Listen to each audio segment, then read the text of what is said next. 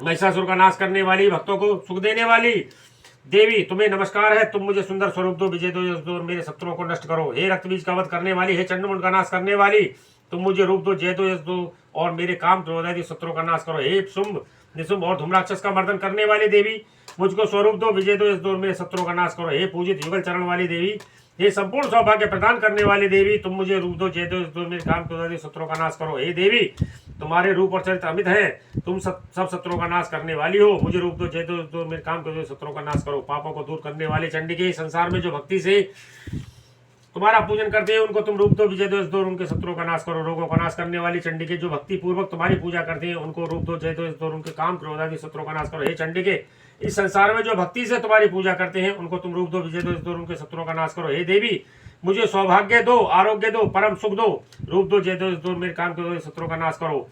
हे देवी, जो मुझसे बैर रखते हो उनका नाश करो और मुझे अधिक बल प्रदान करो। रूप दो, जय दो, यश दो, मेरे शत्रुओं का संहार करो।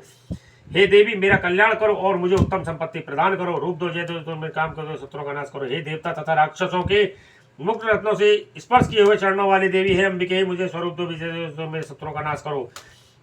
और हे देवी, अपने भक्तों को विद्वान, कीर्तिवान और लक्ष्मीवान बनाओ और उन्हें रूप दो, जय दो, उनके शत्रुओं का नाश करो। हे प्रचंड दैत्यों की अभिमान का नाश करने वाली चंडी, मुझ शरणागत को रूप दो, जय दो, उनके शत्रुओं का नाश करो। हे चार भुजाओं वाली, हे ब्रह्मा द्वारा प्रसन्नत परमेश्वरी, मुझे रूप दो, जय दो, मेरे काम क्रोध आदि शत्रुओं को नष्ट करो। निरंतर भक्ति से भगवान विष्णु से सदा स्तुति हुई अंबिके, मुझे रूप दो, जय दो, मेरे शत्रुओं को नष्ट करो। हिमाचल कन्या पार्वती के भगवान शंकर से स्तुति की हुई परमेश्वरी, मुझे रूप दो, जय दो, मेरे शत्रुओं का नाश करो। इंद्रिणी के पति इंद्र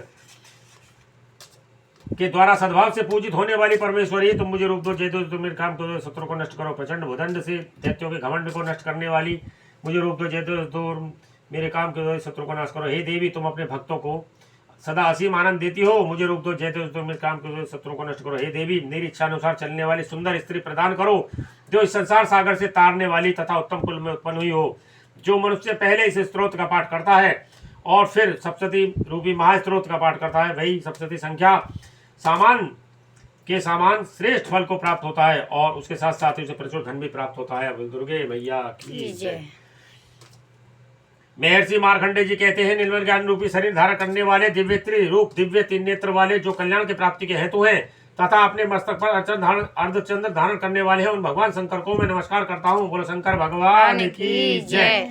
जो मनुष्य कीलक मंत्रों को जानता है वही पुरुष कल्याण को प्राप्ति करता है। जो अन्य मंत्रों के जप से केवल सप्तती स्त्रोत से ही देवी की स्तुति करता है, उसको इससे ही देवी सिद्ध हो जाती है। उन्हें अपने कार्य की सिद्धि के लिए दूसरों की साधना करने की आवश्यकता नहीं रहती। बिना जप के ही उनके उच्चाटन आदि सब काम सिद्ध हो जाते हैं। लोगों के मन में शंका थी कि केवल सप्तती की उपासना से अथवा सप्तती को छोड़कर अन्य मंत्रों की उपासना से समान रूप से सब कार्य सिद्ध हो जाते हैं, तब इनमें से कौन सा श्रेष्ठ साधन है। लोगों की शंका को ध्यान में रखकर भगवान शंकर ने अपने पास आए हुए जिज्ञासुओं को समझाया कि यह सप्तती नामक संपूर्ण स्त्रोत ही कल्याण को देने वाला है। इसके पश्चात भगवान शंकर ने चंडिका के सप्तती नामक स्त्रोत को गुप्त कर दिया। अतः मनुष्य इसको बड़े पुण्य से प्राप्त करता है। जो मनुष्य कृष्ण पक्ष की 14 अथवा अष्टमी को एकाग्रचित होकर अपना सर्प देवी को अपना सर्प समर्पित कर देता है और फिर उसे प्रसाद रूप में ग्रहण करता है, उस पर दुर्गा प्रसन्न होती है, अन्यथा नहीं होती। इस प्रकार के सिद्धि के प्रतिबंधक रूप कीलक के द्वारा भगवान शंकर ने इस स्त्रोत को कीलित कर रखा है। जो पुरुष इस सप्तती को निष्कीलन करके इसका नित्य पाठ करता है वही सिद्ध हो जाता है, वही देवों का पार्षद होता है और वही गंधर्व होता है।